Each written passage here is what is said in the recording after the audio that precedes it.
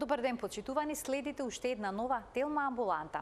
Аналгетиците, лековите насочени против болка, се присутни речиси во секоја домашна аптека. Обично при најмала болка посегнуваме по нив, на своја рака. Но може ли секој аналгетик да се користи за секој вид на болка? При слаба болка, може ли да скршиме половина апче и да го испиеме? Што ако сме испиле аналгетик, но болката не се смирила? Да земеме ли уште едно? Кога, како и колку долго може да се употребуваат лековите против болка? Ќе го прашаме Михел Минов, магистар по фармација. Разговорот следува веднаш по рекламите, ќе имате можност и вие да поставите прашање во денешната емисија. Се гледаме набрзо во студиото.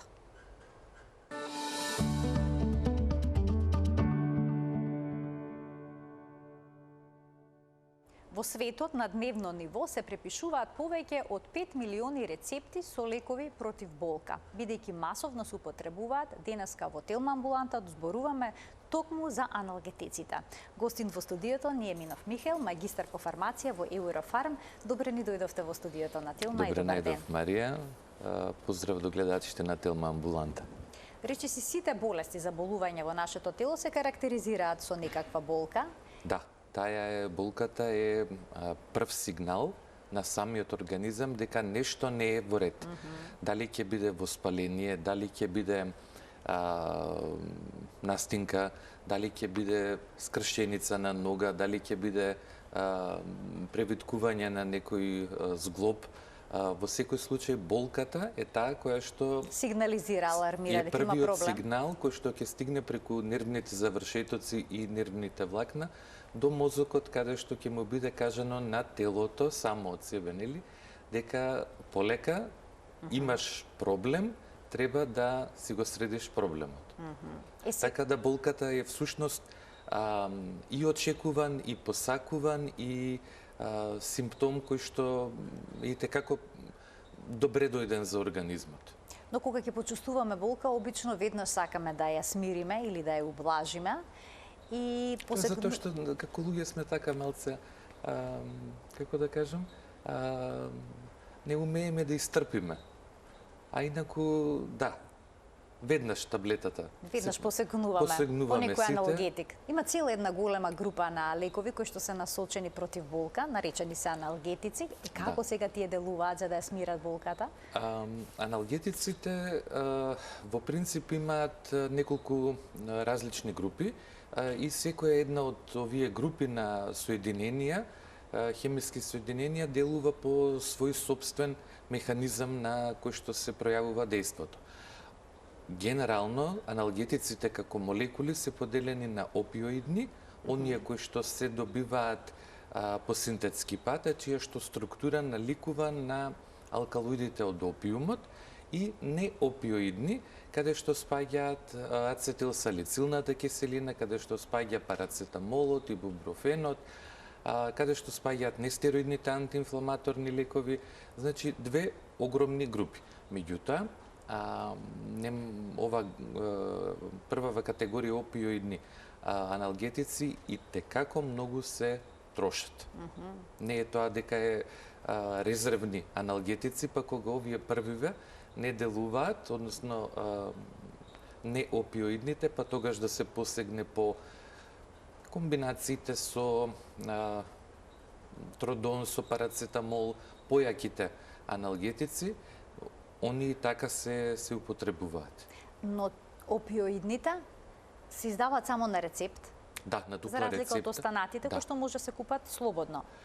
Точно, ги има во слободна продажба, не сите јачини, не сите пакувања, меѓутоа можете да најдете бруфен, аспирин, дури на бензинска. Да? Да, постоеше еден закон со кој што се дозволи отец се производи да можете на бензинска пумпа, нели сметајќи дека негдека на 30 километри, каде што нема аптека, нема ординација во близина, бензинската пумпа е таа која што може да обскрби ваков тип на лекови. Дали тоа баш оправдано? Во текот на емисијата ќе продискутираме дали може да дадат некакви несакани ефекти доколку се земаат на своја рака, но претходно ме интересира дали сите аналгетици се добиени по синтетски пат, значи лабораториски, или пак има и некои што се на природна основа? Има и природни и синтетски. Нормално природните ќе им треба малце повеќе време да го исполнат својот ефект, односно наместо со 1 до 2 таблети ќе бидат потребни 3, односно 4. Како таблетки во себе содржат растителни екстракти кои што се наменети првенствено за болки во мускулите. Болката во мускулите, мијалгија како воспалителен процес, настанува најчесто како резултат на истегнување на некоја тетива или мускул, и втората категорија се оние болки од неправилно спиење. Аха, од неправилно спиење.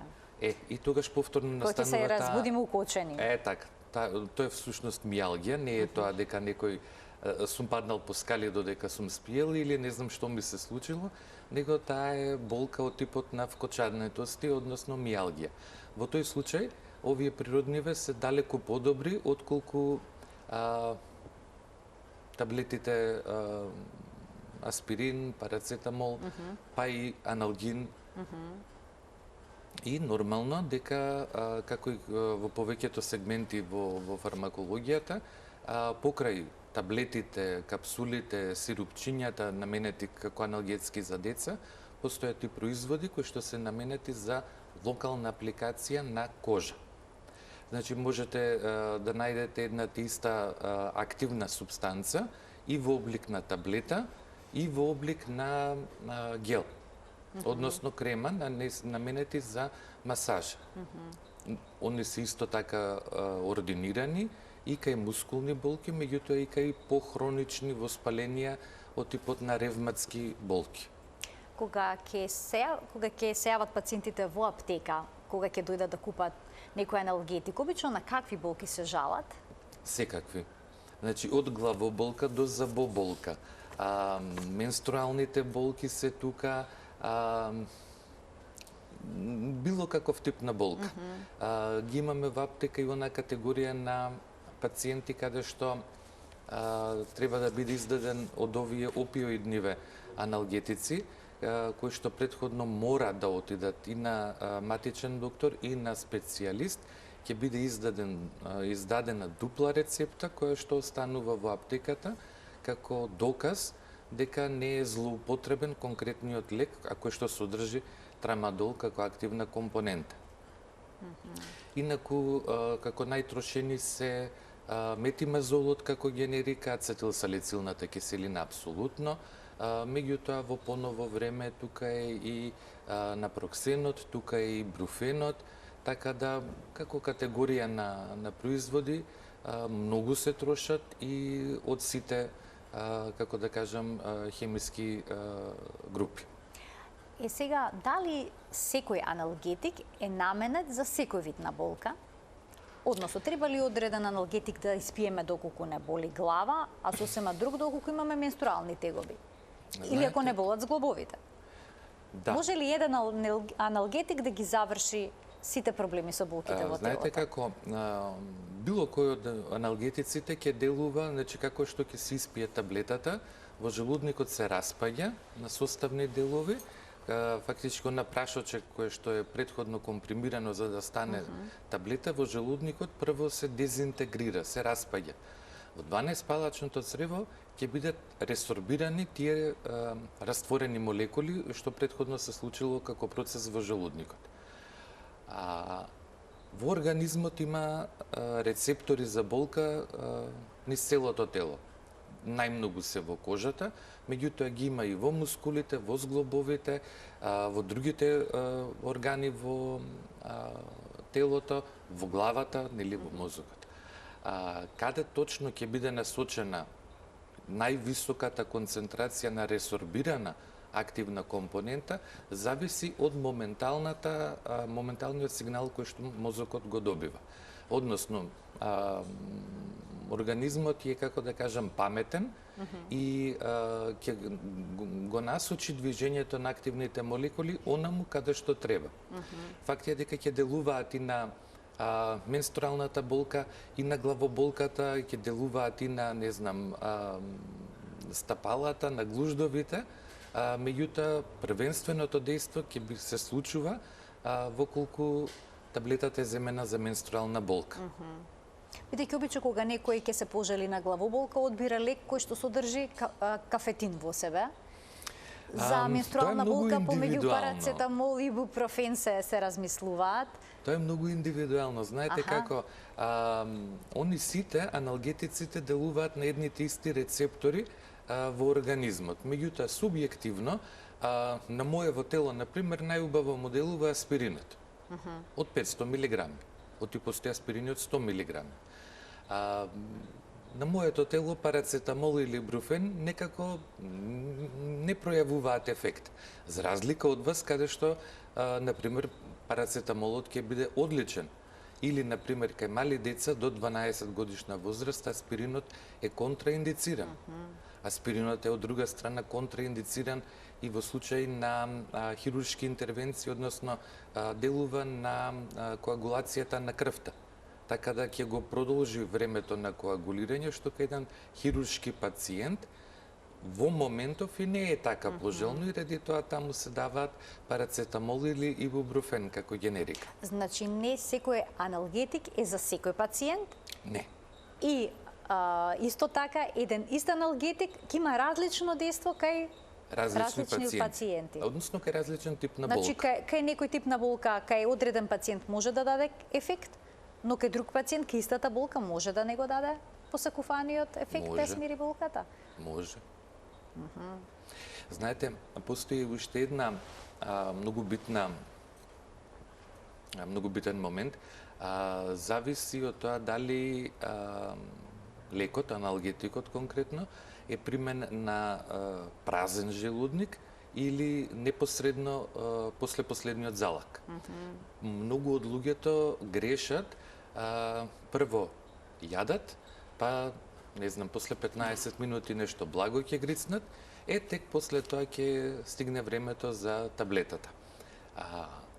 Минимум 2 часа после оброкот, односно 1 час пред оброкот. Тогаш се пие лекот. Ако лекот се испие 15 минути после парчето торта, ќе настанат интеракции, односно формирање на нерастворливи комплекси помеѓу активните, ама и помошните компоненти од таблетата со состојките на парчето торта и тоа ќе биде елиминирано од организмот. Многу малку ќе се ресорбира од аналгетикот, човекот ќе продолжи да ја чувствува таа болка, конкретно главоболка, и самиот ќе се запраша, па јадев и благо, ручан сум, се напив и таблета и се уште ме боли глава. Така. До самиот човек е многу индивидуално. Сега, кога веќе ја посочив оваа ситуација, се случува некој да испие аналгетик против болка, еве главоболка нека биде, да не му се смири болката. Да, Што во таков случај? Дали да посегне по уште еден аналгетик, по истиот аналгетик, да земе друг? Вака, во медицината, болката која трае од 3 до 5 дена се смета за нискоинтензивна, односно дека со ОТЦ лековите, односно ОТЦ аналгетиците, може да биде санирана. Тоа се болки од типот главоболки, нели? Настанати најчесто ради промена на времето, односно промена на атмосферскиот притисок надвор. Но и ако после недела дена болката е се уште присутна, тогаш апсолутно кај матичен доктор, па матичниот треба да процени дали ќе се оди кај невролог, дали ќе се оди на друг специјалист. Меѓутоа, начално од 3 до 5 дена е таа кура, односно домашно лекување. Кога може на своја рака, всушност аналгетикот да се земе? Да. Сега, болката, спомнавме на почетокот, е главен симптом за сите воспалителни процеси во организмот, Аналгетиците од групата на нестероидните антиинфламаторни лекови се нашироко употребувани, меѓутоа и злоупотребувани. Така. А може ли да се земе истовремено различен аналгетик? Значи два типа на аналгетик да се земат за да се смири болката, така. Во принцип не. Во принцип не, затоа што, пак ја спомнам, ние сме сите различни како индивидуи. Сега, аспиринот, ако го искомбинираме со метимазол, тоа е аналгинот, можно е да дојде до интеракција, истовремено примени таблетите. 2 часа до 3 после првата доза, ако болката е се уште присутна, може да се земе друга генерика, друг тип на хемиско соединение, меѓутоа не повеќе од 3 таблети вкупно во текот на денот, односно на 8 часа по една. Постојат и како комбинации, ова што ви го спомнав, трамадолот од фабрика доаѓа во комбинација со парацетамол, така да постојат и ги има, како да кажам, во секојдневната пракса, меѓутоа, ако може да помогне една, е подобро. Е подобро. А може ли некогаш ненамерно да земеме поголема доза од ист аналгетик, или пак различен, бидејќи знаеме да купиме понекогаш лекови за настинка, кои што се наоѓаат во кесички како прашок и таму обично има ибупрофен, парацетамол и слично, да испиеме нешто такво, но потоа чувствуваме главоболка и да се напиеме уште едно апче, кој што може би ќе го содржи истото тоа. Но еве, ако не знаеме и во истовремено земаме, можеме ли да се предозираме, да си направиме белја? Можеме. Всушност може од било кој лек, од било која хемиска субстанца, може да се предозираме. Не е тоа неопишано во литературата, дури и постои една посебна гранка во фармацијата, фармаковигиланца, безбедност на лековите, која што го проучува и тој момент на предозираност. Луѓе како луѓе сите сме, како да кажам, различни. Едни памтат точно во колку саат и до минута се напиле од конкретната таблета. Други после половина час не се сеќава дали го испиле апчето или не. Така да различни сме. Убаво е ако имаме кутија или органајзер за таблети, меѓутоа, нели, аналгетиците ги пиеме согласно потребата, не е тоа редовна хронична терапија, така да, не знам, сите сме различни. Можеме ли да си направиме, да си создадеме проблем и со предозирање, да речеме, со парацетамол?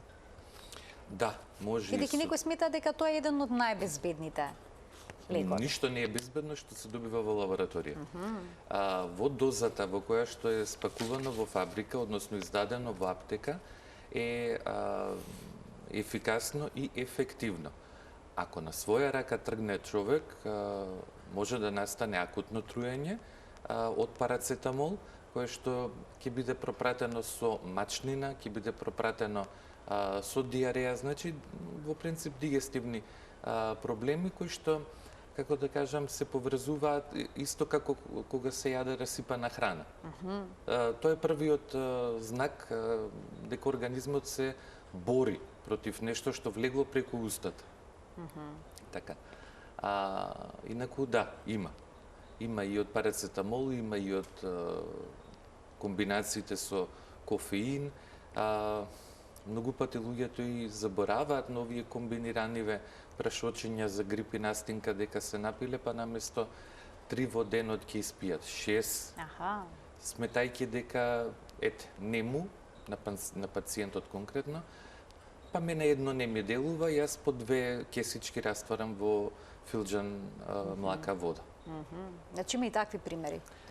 Тоа да не се практикува, значи може да дојде до предозирање. Марија, знаете како, секој производител, секоја фабрика на лекарствата мора да назначи режим на дозирање и колку временски долго да се применува конкретниот лек.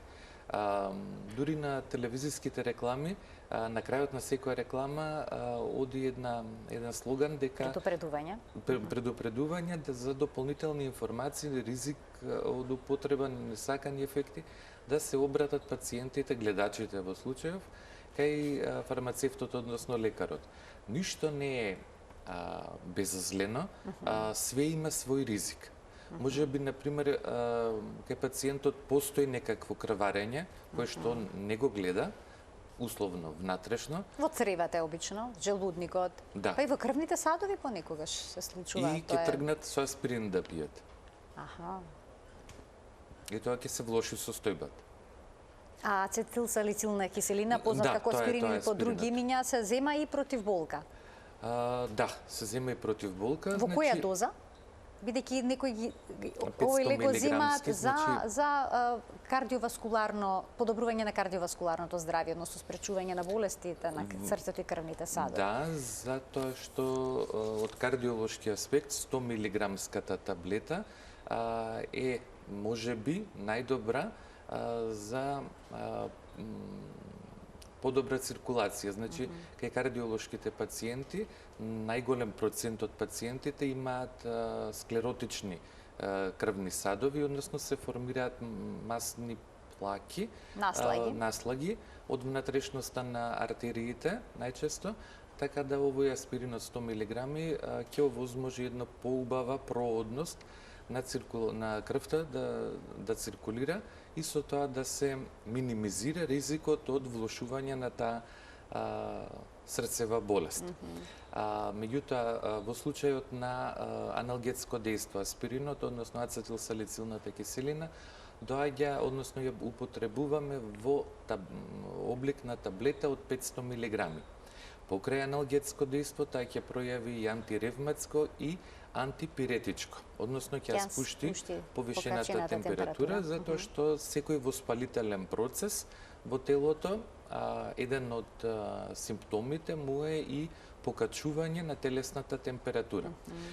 Верувам и гледачите, кога ќе се удрат или ќе паднат, не знам, кога ќе го допрат местото на повредата, тоа е малку потопло отколку, например, не знам, другото колено. Затоа што има активен процес внатре во коленото. Оваа категорија на лекови се викаат инхибитори на циклооксигеназа, која што е ензим, и тука спаѓаат голем број на молекули кои што се аналгетици, меѓутоа одат на лекарски рецепт. Ќе ги вклучим и гледачите, може би ќе сакаат да постават прашање на денешната тема на која што говориме, а тоа се лековите против болка. Нешто што сите го имаме во домашната аптека. Но дали може лековите против болка да создадат и некакви несакани ефекти во однос на другите органски системи? Бидејќи тие што редовно земаат аналгетици, понекогаш велат дека имаат стомачни тегоби. Аналгетиците не се редовна терапија. Тие се терапија која што се применува при конкретна болка. Но тие што има, да речеме, мигрена, постојано земаат. Знаете како мигрената е состојба каде што е неопходна комплексна терапија. Првенствено тука се аналгетиците, меѓутоа и миорелаксансите се тука, одмор, масажа со ладен гел од надвор, значи малце посложено. Меѓутоа, обично пациентите со мигрена знаат на своја рака да претераат, односно да се предозираат, затоа што таа болка, мигренозната болка, е во интензитет од 0 до 10, може би 10. Како интензитет на болка. Јачина. Да. Сметајќи дека за боболката е негдека 5-6, ова е веќе 10 и е мигренозниве пациенти сакаат што е можно побрзо да делува терапијата за да продолжат со нормален живот. Имаме гледачи, само прашањето во однос на желудникот, дали може да се јава такви проблеми или тоа е индивидуално? Може, повторно индивидуално. Меѓутоа можат, мислам, регистрирани се.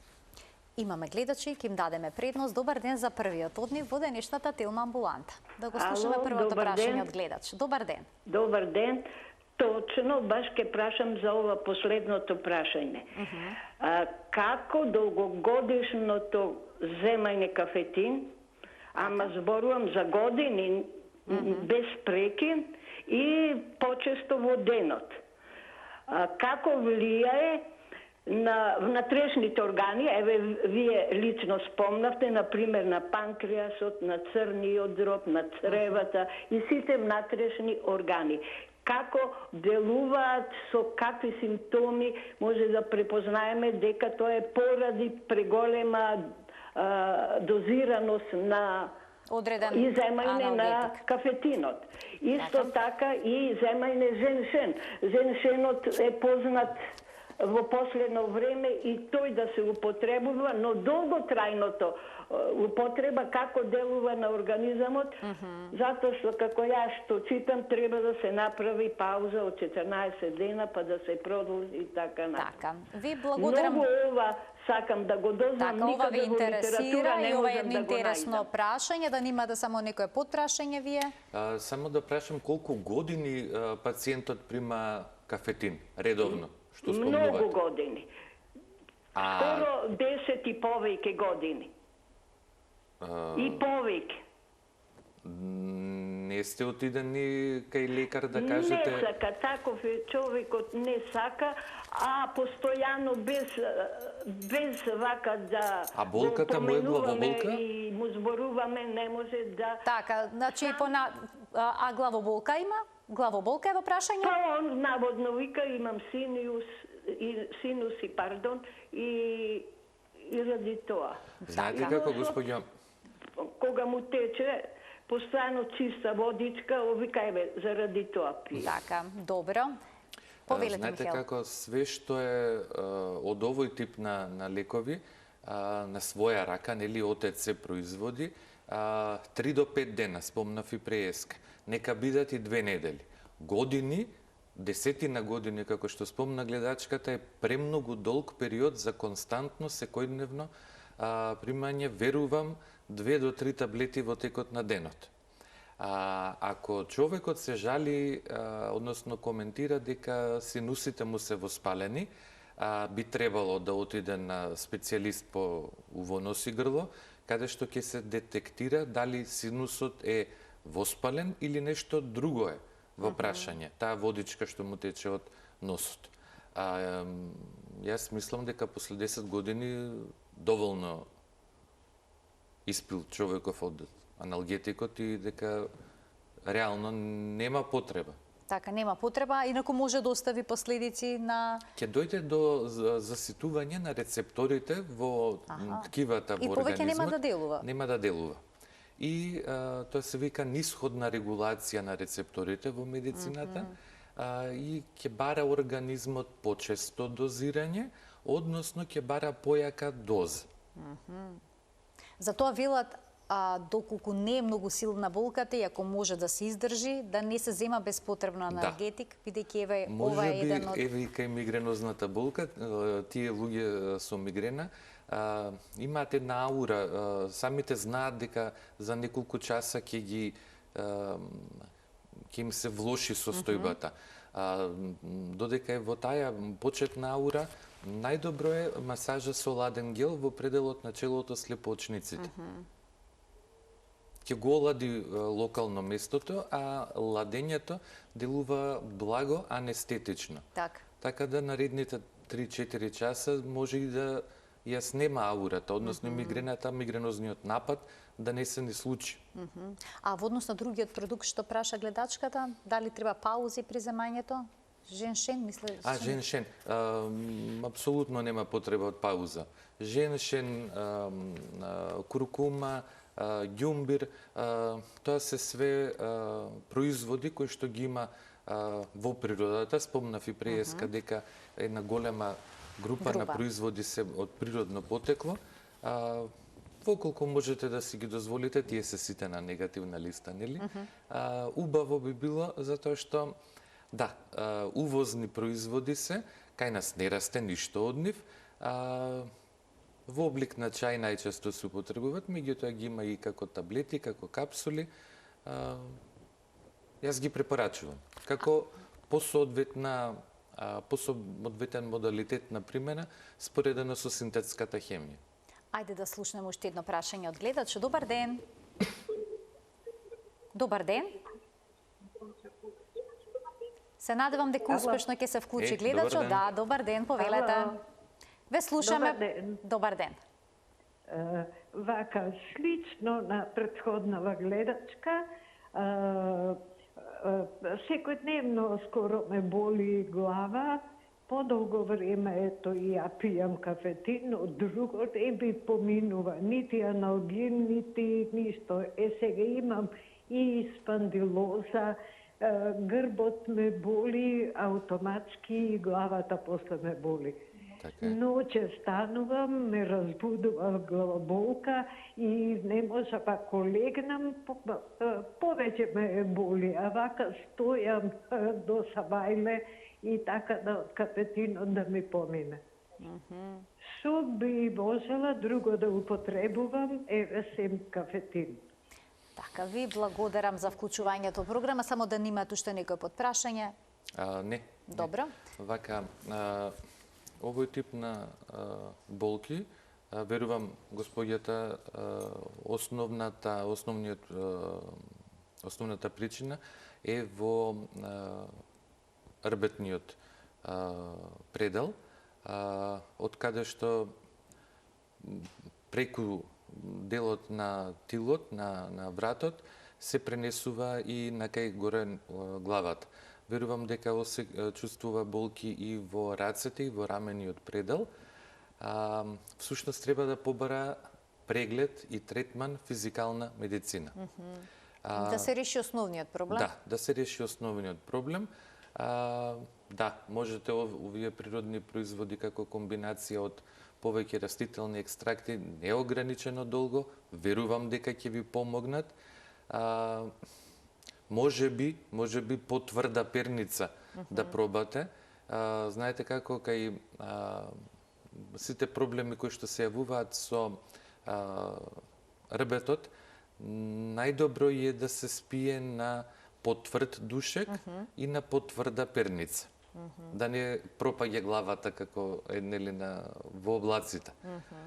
Колку е потврдо, за организмот е подобро. Иако не е баш најудобно, но ако дава резултати, знаете вреди како да се и јас, еве како женава, не сакам цела ноќ да стојам апсолутно, и да се мачам од болка. Така. Подобро ми е да трпам таква болка на тврд душек и тврда перница, отколку да Апсолутно. одстојам Цела до ноќ. сабајле.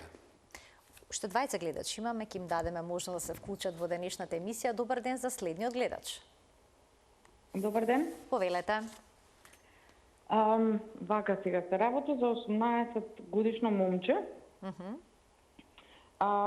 кое повремено се жали на главоболка во задниот тил на главата, во задниот дел.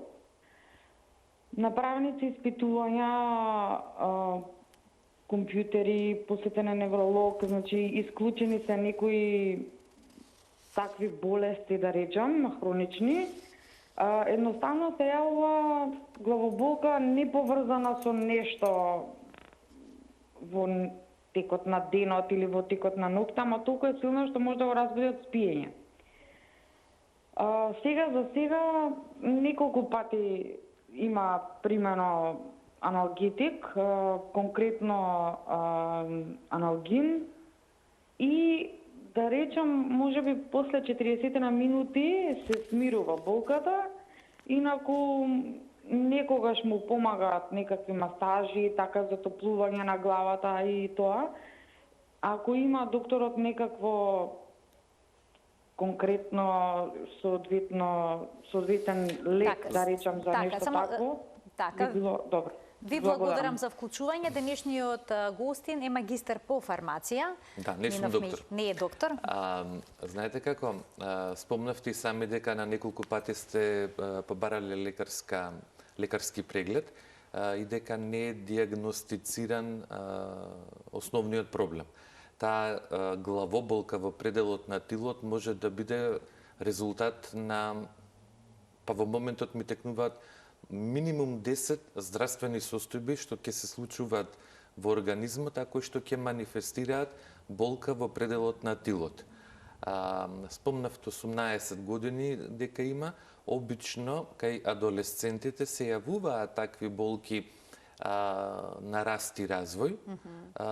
Почесто се поврзани кај деца кои што влегуваат во пубертет, отколку кај деца кои што излегуваат од пубертет, меѓутоа се јавуваат. Опишани се во медицинската литература, така да не е тоа нешто страшно. Воколку нема други болки, односно не се жали на нешто друго, 18 годишниот тинејџер, па ете, го спомнавте аналгинот.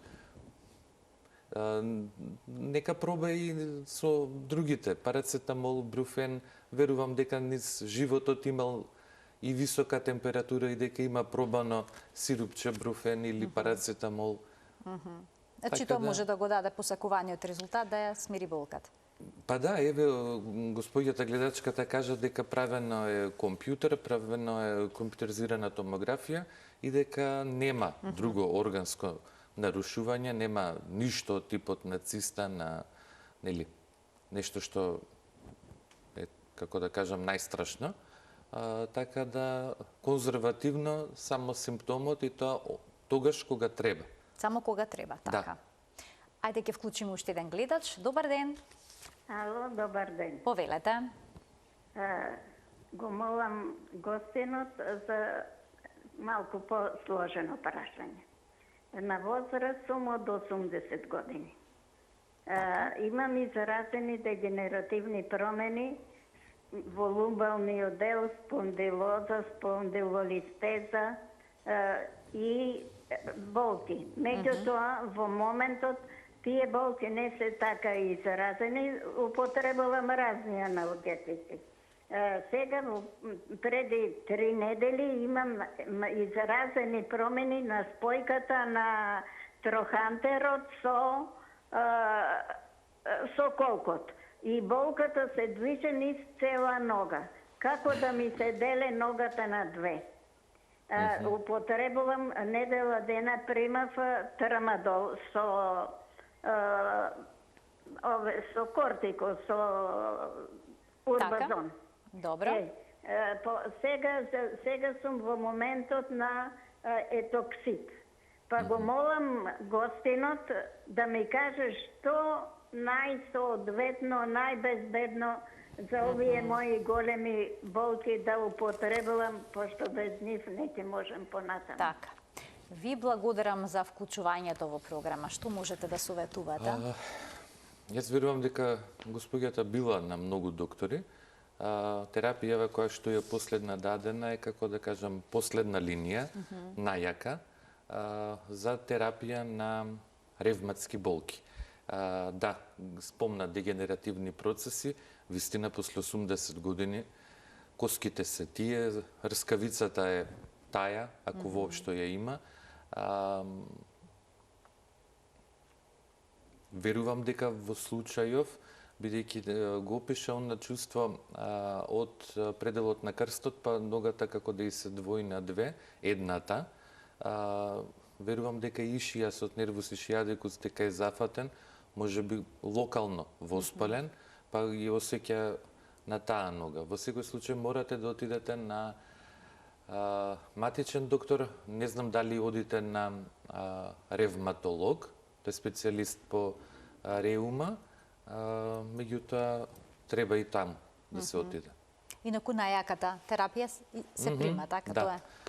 Тоа се тие современи молекули аналгетски, што го спомна и токсимабот, како и трамадолот кој што е даден за болка.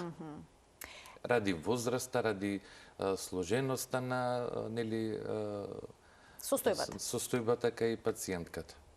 Кога ќе спиеме апче против болка, за колку време треба да ги даде посакуваните резултати? Она преска што ви спомнав, 1 час пред оброк, односно 2 часа после оброк, за 30 до 40 минути од испивање на таблетата. Таблетата ја пиеме со вода. Не ја пиеме со кафе, не ја пиеме со сокче, не ја пиеме со јогурт или со млеко. И обично после таблетата, било која, минимум саат време само вода во желудникот. А што е со оние лекови против болка со продолжено дејство? Како пак тие делуваат? Сите лекови на кои што им пишува дека е со продолжено дејство, делуваат на тој принцип што внатре во самата таблета не е обичен прашок, туку е прашок каде што активната компонента е во наночестички. Денеска сите слушаме за нанотехнологија, не знам, па дури во боја за зидови, дека има и таква со нанотехнологија. Ова е истата таа технологија, меѓутоа активната компонента е спакована Во многу ситни честички, така? Да, и кои што постепено се ослободуваат од она што ви спомнав преска во желудникот. Првично се распаѓа таблетата. Добре. И постепено во 12-палачното црево таму се ресорбира. Ова важи, например, исто и за витамин С со продолжено ослободување, како и за ред други соединенија. Така да го обскрбува организмот наместо за 8 часа за, например, 12 или 24 часа. А ќе му биде брзо дејството како и кај обичното апче за половина час, за 40 минути? Ќе започне, меѓутоа интензитетот на обезболувањето ќе настане после 1 час, час и малку половина. подоцна. Да. Обезболувањето ќе настапи. Да, ефектот започнува за половина час. И ќе трае подолго во текот на денот? Да, од таа една иста таблета, утрово која што ќе ја испие, например, ако е така произведен лекот еднаш на 24 часа, значи за половина час започнува дејството и ќе трае до утре сабајле до 8 часа. А некогаш кога имаме блага болка, понекогаш одлучуваме да скршиме половина апче, половина аналгетик и на таков начин да пробаме да го решиме проблемот. Можеме ли да пристапиме на ваков начин? Принцип сите го прават тоа, ама јас никогаш не го препорачувам, затоа што таа таблета е од 500 милиграми. Не за џабе од 500 милиграми. Ако има потреба од 100 милиграмска, од фабрика ќе се биде произведена како 100 милиграмска. Таа црта што е на средината, во принцип не би требало таблетите да се кршат. Меѓутоа, голем дел од луѓето ги кршат, па половинче, па тоа половинчето може и на четврт да оди. Да. Во принцип од лековите, од повеќето има различни јачини, како концентрации на активна компонента, така да нема потреба дома да си играме аптекари. Знаете зашто? Може да настане интеракција на лекот со нешто друго што е присутно во желудникот. И друг еден ризик да ја контаминираме таблетата. Фаќајќи ја со раце, ножот, не знаеме дали е стерилен. Така. Значи, повеќе фактори се во прашање, тоа како практика не. Јас ви благодарам многу за вашето денешно гостување во Телма амбуланта, како и секогаш прекрасни појаснувања на темата ни дадовте. Благодарам, Марија, за поканата.